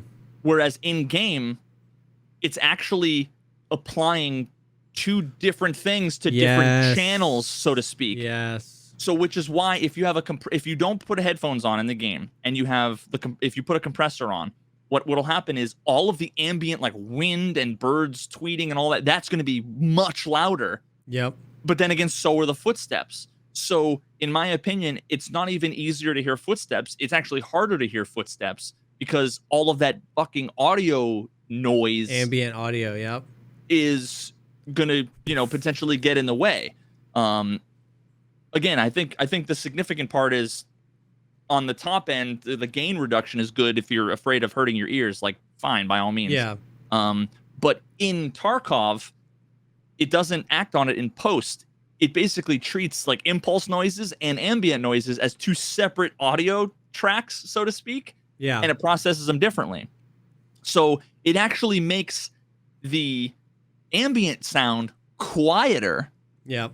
And footsteps louder. And things like reloads and people healing and all that stuff. Yeah. So that's actually objectively an advantage. Yeah. Objectively an advantage. Now, the only place where that actually seems to be a little bit different. I don't know how to explain it. I'm not sure. I haven't made up my mind yet, but the fucking plane, when it goes overhead, it's so loud. Oh my God. And I almost feel like that should be treated more like an ambient Please, sound. God. Yeah. But I don't know. I mean, it's arguable. It's arguable. I know that when I took my active headphones that I bought, a couple months ago, the first thing I did when I was like leaving the store was I put them on while I was driving in the car, and the road noise was like just super fucking loud and obnoxious. Yep. But then if I were to clap or like snap next to my ear, it would be like wah. Like it would totally kill all the sound and then slowly bring it back up, which is the release on the compressor, that like decay time. But yeah, so in that aspect, the headphones in the game don't behave like real life. They behave much better, like in a much more advantageous way. Yeah. The thing is that most active headphones, and again, like maybe somebody in the military can correct me if I'm wrong, but I mean, this is my understanding based on the information I have, is that the active headphones are there so to protect your ears, but also to make it so that like you don't have to scream when there's two people next to each other with headphones on. Yes. You can just talk at a normal volume. Yep. But again, everything else is louder. When I was at the shooting range, I could hear the little tinkling of the water that's like on the backdrop, the stop that's there to cool it. I could hear that gravel clear as crunching day. under the tires of cars when they're pulling out in the parking lot. You're like, what the hell? Like, yeah, for sure. So yeah, like I would imagine that ambient noises would be much louder. Although if there was like a gust of wind, that gust of wind might be loud enough that it might trigger the noise reduction. Yeah, the boop. So I don't know. It's hard to say. But anyway, that to me was the more significant thing, is that I didn't want anybody coming from that video getting the impression that like, oh, a compressor in post is the same as the headphones, because it's not. Yeah. It's similar, but the fact that it's working on two different audio sources differently is super significant. Yes, and it's understandable to make that correlation in the game to kind of demonize if people think compressors are cheating, to be like, hey, that's basically what they do. But yeah, it is very different. It's also interesting because it's like like the perception skill in game literally allows you to hear farther away. So it's like if you have max perception, you can just hear people farther away. Like, and like that's closer to cheating. I mean, it's not cheating, but it's like I want to get rid of that before I want to worry about them like banning compressors or something. You know what I mean? It's like you can actually hear people farther away than other players if you play the game more, and that's stupid. Yeah, it's the equivalent of like DPI settings for your mouse, yes, or brightness settings on your monitor, or anything else. It's one of those things like you can't necessarily say it's not giving you information that you shouldn't have, unless you want to argue that turning the brightness up on your monitor a little bit because is in some way giving you visual information. Okay, well then if you want to make that argument that it is giving you information that you wouldn't otherwise have, then I would then say, okay, well then I don't consider that definition cheating. Yeah. Sometimes it's acceptable to have information that someone else might not have. Yeah. And I would say, okay, well then let's come up with a new definition of cheating that doesn't take into consideration something like monitor brightness. Yes. But that's different than, like overlaying information or like giving you information that you shouldn't have access to, I guess, right? Yeah. Like someone who is hard of hearing wouldn't have the same like hearing information as someone who had excellent hearing. Yep. So different people are going to have different information based on a million different things, whether it's their eyes or their monitors you're born with. You know what I mean? It's like it's crazy, and it's funny because like it seems like such a it seems like such a trivial thing to me when like it matters so little. Like we're talking about manipulating absolutely god-awful audio in a game where you're going to die behind a wall, whether you heard the guy or not, or get sniped from 100 meters away. Like, you know what I mean? Like, I feel like if you really abused compression, like absolutely to the edge of what you'd consider cheating, it would save you like 1 in 60 rates. You know what I mean? Like, it just seems so trivial. And honestly, this is one of those things like, maybe that side of the argument is probably there might be 2 people on planet Earth who believe this, right? Like I've never seen it. I just have to assume based on One Peg's title, that it's probably like that people 2% think that. A little clickbaity because he got 2 trolls that were like, oh, that's cheating because they don't fucking understand what compression is or whatever. So I don't know. I haven't heard anybody that's actually like tried to defend that. So there's probably not true, anymore. We need to even fucking talk about it. That's true. Yeah. These fictional idiots that I'm making up. Yeah, There's dude, you know what's it's funny because that's like a thing. I can I can get myself riled up about something that like one person says, and then at the end of the day, I'm like, I don't think anybody thinks that. I think that guy was just stupid. But you can like get yourself. There must be, yeah, you know, dude, clearly 30% of the population has to believe the stupid thing because. Bro, I have been there, dude. I have been there. There's some other little things that have been going on. I mean, you put on here accepting daily quests and not completing. What is that? Like a bug or what? Okay, no. So I remember when we first did daily quests first came out, and you and I were talking about it. Oh yeah. One of the things that I think you mentioned, I don't know, but it was like I don't know if this is in the game or if it was going to be added to the game, but if you don't finish a daily quest, is there a penalty right now? I do not know. I did say that on this podcast because I am confident. I would bet a lot. I mean, of course, the longer we go, the less confident I am. But I am fairly confident that Nikita said that on the podcast. The daily quests were a surprise. It was just like one of those like 12.7, patches or whatever. And somebody said that on the podcast from Battlestate Games that because it's a failure, right? Like if you accept the quest and the timer runs out, just like any other quest, you fail it. And he said something about how like if you fail too many quests in a row, you could your rewards will get less good. So I wasn't accepting any quests. I was like, if I'm not going to do it, I'm not accepting it. And I had a bunch of people that play the game a lot, like guys that got to like level 60, 65 last wipe. Desmond was one of them. He was like, bro, I accept mine every single day. And like the amount of XP I get like never changes. Like it's always a range. You're not going to get, even if you complete them all, right? You're not going to get the same amount of XP for your dailies every day. It's a range. You're always within a range. And he was like, I accept all 3 every single day. I complete maybe 1. And he was like, it's always stayed within that range. And then I had a bunch of other people say that too. So now I accept them all every day, no matter what, because you can't see the reward unless you accept it.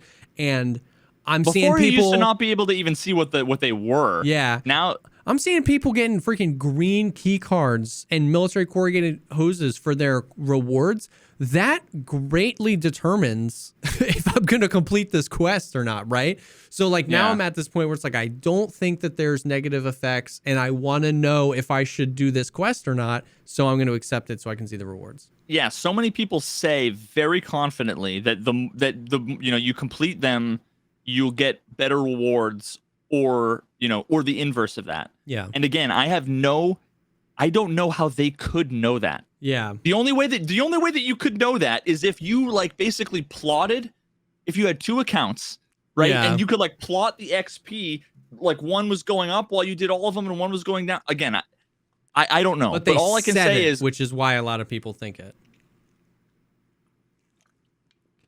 But yeah, so again, like I do 1 maybe a day, maybe max of like 3 or 4. And I just accepted 1 that was find and transfer. I need 15 nuts and 8 bolts. Is that daily or weekly? Weekly, 5 days. Okay. And the reward is 27,000 XP, 310,000 rubles, 2 car batteries, a bunch of augmentin, and a bunch of CPU fans. What level are you? 45? 45. Yeah. My weekly right now is it's awesome. It's just kill 30 PMCs, any location. It's kind of the dopest weekly ever because I'm just going to do that. But it's 26,000 XP, 280,000 rubles, some corrugated hoses, and some random stuff. So But what I am a little bit, I'm pretty confident about this too. Now this is mostly anecdotal evidence. I'm pretty sure at level 46, it is a hard boom. You're in a different category now. Like pay attention. You're 45, so you're closer than I am because I'm 44. Pay attention to the XP just the XP and money, because I think that the rewards are pulled from a random list. Pay attention specifically to the XP and the money when you, over the next few days as you're 45 and when you hit 46. Because like, I know people that are 46 that like, so both of our weeklies, I'm 44, you're 45. I got 26,000 XP, you got 27,000 XP. I know people who are 46 and their weekly gives them 190,000 XP. Like, it's like, boom, you're up there. And I remember last wipe when I was like level 50 and 52, when they released these, I was getting weeklies with like 200,000 XP, 208,000 XP. So I think 46 is a pretty, once again, anecdotal evidence. I'm not preaching it as gospel, but pay attention to that when you cross that threshold, because I'm pretty sure that puts you in a different category. Yeah, I've got 2 dailies, and they're both between 6,000 and 7,000 XP. And one's 500 euros, the other one's 50,000 rubles. Yeah. I'd actually really love to ask Nikita about this, because I don't know why it's not just like this, right? As you level up, they get progressively better. Like when you're level 30, 8K for a daily XP is great, because like level 30 to 31 is 80,000 XP. So like that's 10%. I assume they don't want to kill the fucking progression. Like they want you to still have to grind.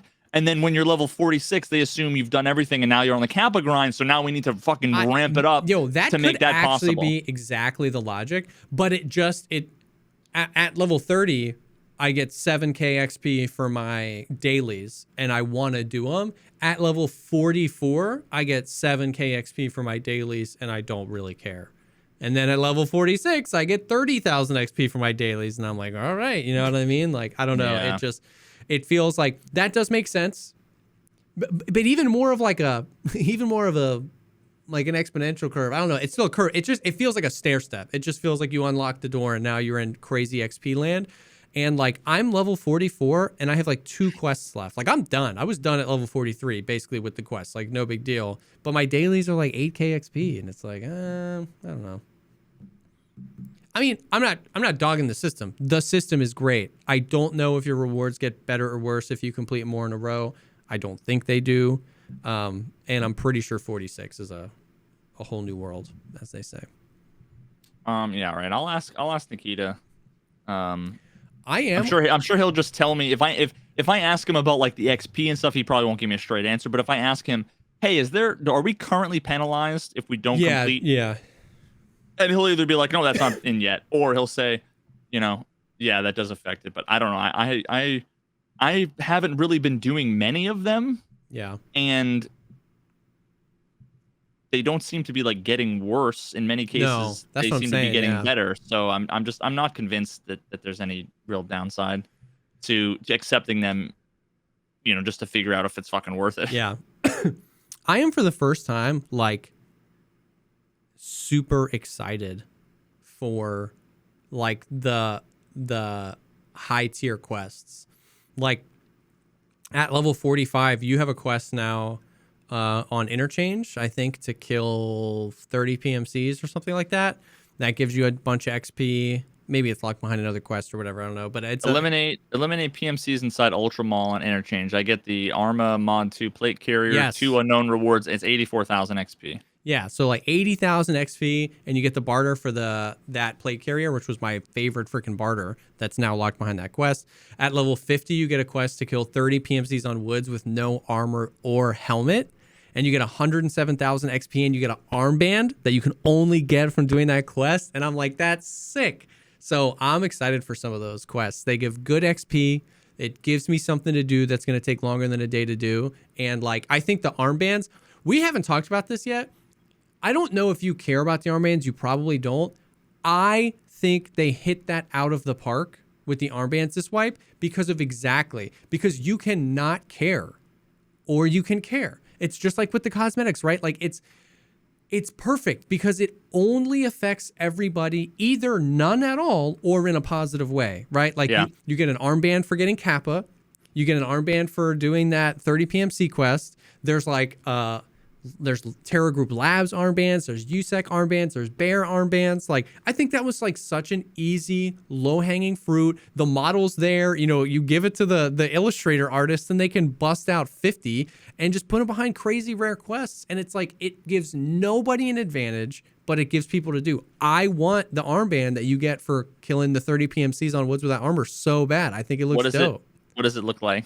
It's There's one that like is like, I don't know if it's like a Russian flag or something. No, this one's got like a skull or something. What's it called? What's the quest called? Somebody in chat's gonna know. I love how those 3 dudes I was talking about earlier that I dumpstered in Shoreline, just like totally fucking outmaneuvered, outplayed them. All of them had Rivals armbands. And I was just thinking about how like I'm like all of these dudes. Actually, no.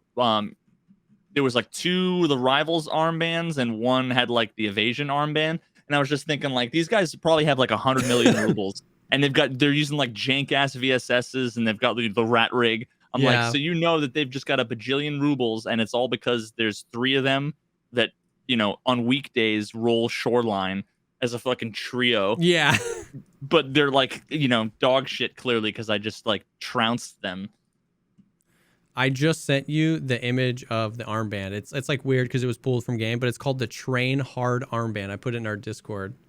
And it's like this sick red with like the skull. It's freaking dope, dude. And it does nothing, but I just like, I want it.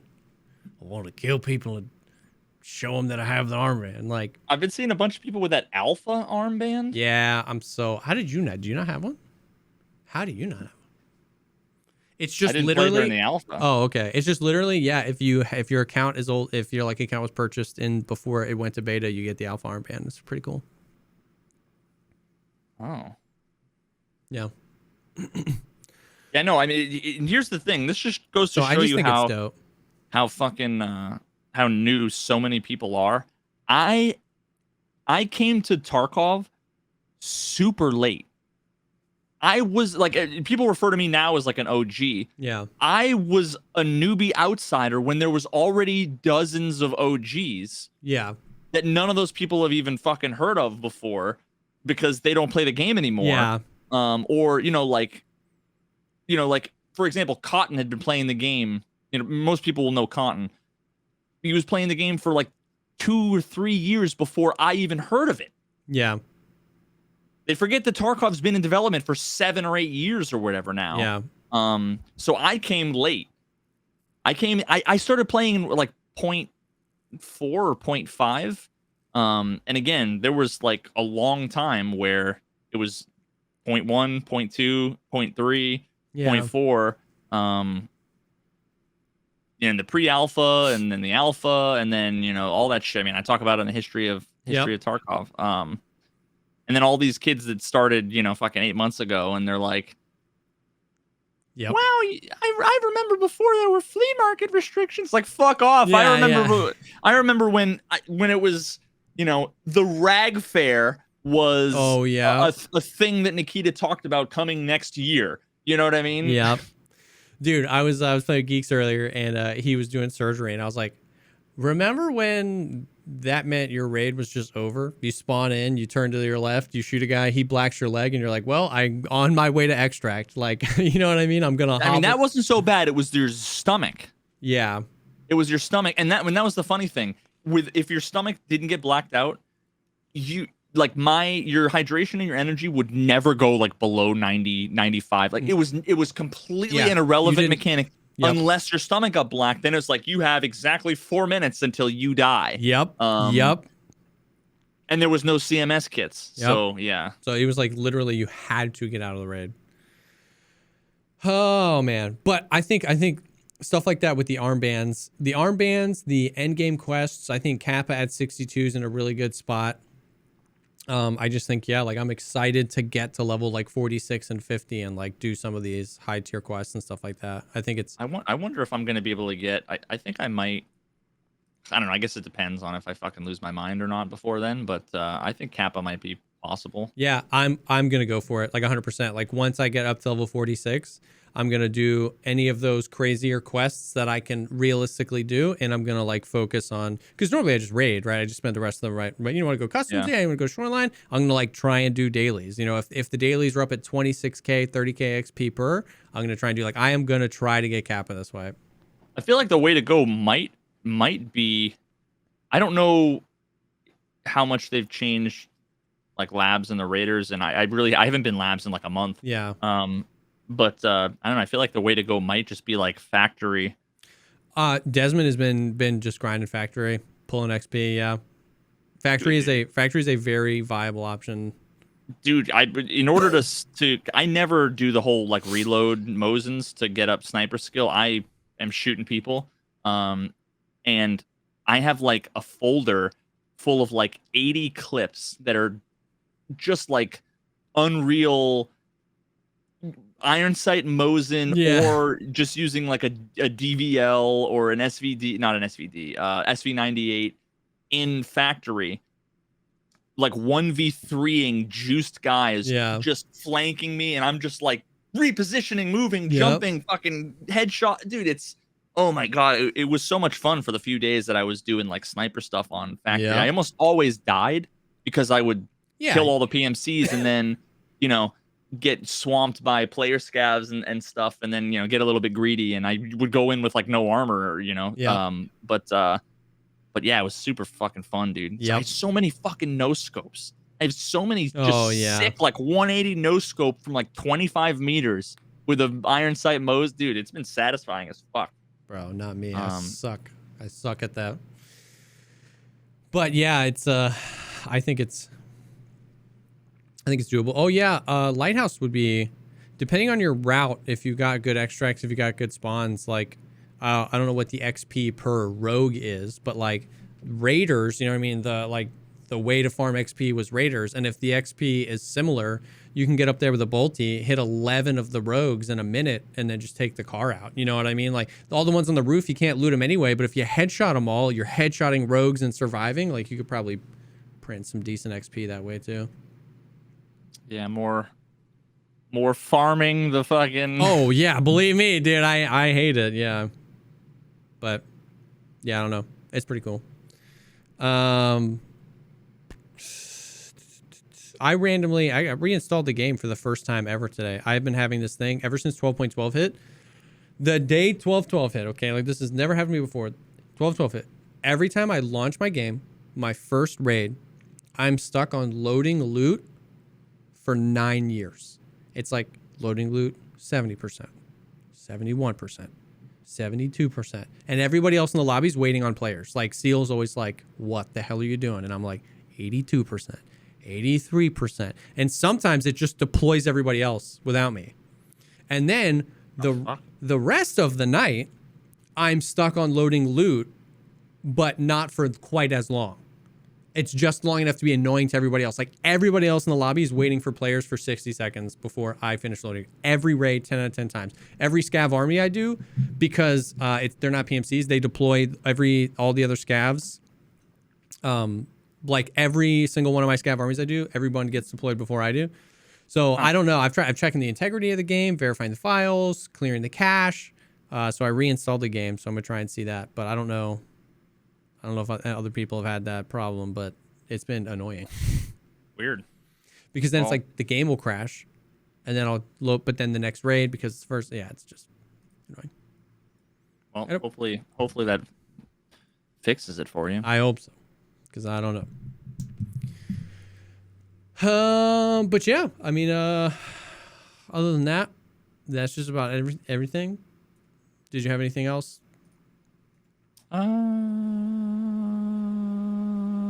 Nope. Oh, it's gonna harmonize. Yeah, I still gotta figure out what it was that Nikita changed. Oh, yeah. Because I had said with the limits. Yeah. So I mean, I was just trying to do peacekeeping mission, and it was like, I had been playing for 2 hours yesterday, for 2 hours. So I started streaming, and I started right at the end of like the trader cycle. Yeah. Oh, so yeah. I bought 85A1 and 855A1. And, you know, just with all the fights I got into, but then also like all the dying that you naturally do, when you got like 90 to 120 rounds of ammo like in magazines in your, like, you're not protecting it, right? Yep. So I went through all of the individual limits of 855A1, 856A1, and 855. And then, the traders reset. I bought it all again, did a couple of raids, and was literally out of ammo. And I wasn't like, it was just a combination of dying and getting in fights. I mean, you know me, I don't waste fucking ammo. Yeah. I'm usually trying to one tap to the head. Yep. Especially with M4s with how much fucking recoil they have now. I'm kind of like, but it was just a lot of dying and a lot of like scavs rushing you down and you kind of going, like trying to stay alive, kind of panicking. And I'm like, it's been 2 hours and I've gone through 2 trader resets limits on 3 different ammos. I couldn't even buy 855. Yeah. Dude, I had to buy 856. And I was like, and I still haven't made, I got like 4 kills towards the 60 that you needed for peacekeeping. Yeah. I said, the personal limits really fucking suck with the quests because you could only, I ran out of swordens. I couldn't buy swordens. I couldn't buy the backpacks I wanted to get. Yep. I couldn't buy, I bought the limit of M4s. So then I had to buy like just the lower and then build them. And I'm like, I don't have fucking time. Like I just keep dying. I don't want to keep building guns. Like, there's no reason why there needs to be limits on swordens and limits on a few backpacks and limits on 855, like. So anyway, so I said all of that and he saw the messages and didn't respond until 2 a.m. this morning. I saw it when I woke up this morning. He said, change some of it. And the last thing I said was, so many of the individual limits on items don't make any sense. And he said he changed some of it. Interesting. But then I looked at all of the things I was using for like peacekeeping mission and a whole bunch of other stuff. And actually, you know what? I didn't look at to see if the UNTAR, if there's still limits on that or not. No, you can buy 6. You can buy 6 fucking UNTAR armors and 5 helmets. Wow, God, what a.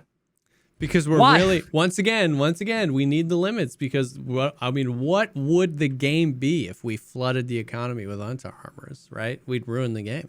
Yeah. Heaven forbid. I mean, every other scav is wearing better shit than that. Yeah.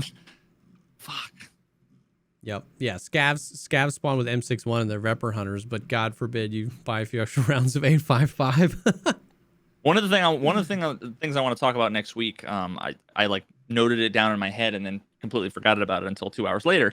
Was you were talking about how, when you went in with the fucking Chad gear and just how everything feels totally different now because of the ammo. And I think a lot of people attribute that to the limits, but I don't. Yeah. I think it has more to do with the flea market. I agree. 100%. Because when I run out of M80, when I run out of 856A1 or 855A1, I just use a different fucking caliber. Yep. I'm not.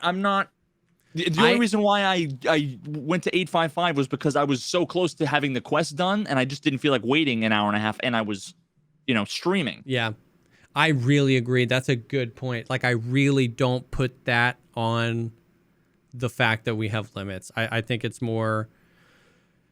I think it's because of the flea market. Because like we said, like 855 is an irrelevant limit. Like, you know what I mean? Like if we remove the limit on that, that wouldn't change the fact that I would feel tanky in an alt, right? Like, you know what I mean? So, and when we're talking about other ammos like 55A1 or 995 or something like that, those have always been hard to get, except on the flea market. So, you know what I mean? It's, once again, there's a lot to it. It's a freaking weird web of where's the line and what gets restricted and what doesn't and how it happens, but like it's just a lot of the stuff we have now, it doesn't feel good. But yeah, we should talk next week and do some theory crafting and actually like flesh it out, because there's 100%. It's one thing to have like my intuition tell me something, and then there's another thing to actually like talk it out, and maybe I'll have my mind changed. But yeah, it just feels like I just see no reason why there needs to be, like, some things have global limits, some things have individual limits, and it seems like in 90% of the cases, none of them belong. Yeah. So maybe we can talk about that next time. Yeah, that'd be a good. That's a good thing to like theory craft and just see if we can come up with something. But yeah, so that's it. That's what's going on in Tarkov, and we got a little other poggers things out in the beginning. I need to check out that channel. The I have the tab pulled up, the folding ideas. So I don't forget it. Watch this video on Contagion too. It's all about like, and it's from 2020. And he's sitting there talking about like, because COVID we got, and it's one of those things like, ooh, this video interesting aged well. Yeah. But yeah, so thank you guys for coming. Thanks for hanging. As per usual, this will be live on all the platforms early next week. I put a comment on our most recent one. A bunch of people were asking me who the true crime YouTuber that my buddy was. A bunch of people asked me, so I commented that if you were looking for that on our podcast channel. But yeah, so thanks for hanging. Thanks for everybody that came out live, and we will definitely see y'all in the next one. Peace.